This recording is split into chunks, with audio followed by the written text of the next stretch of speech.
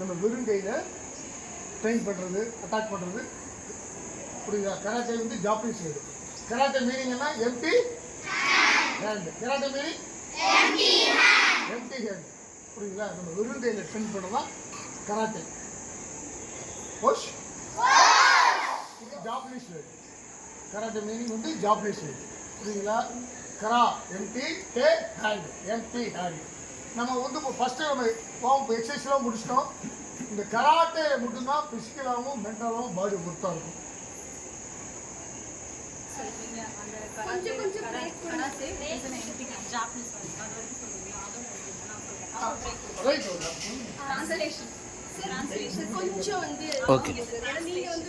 Okay.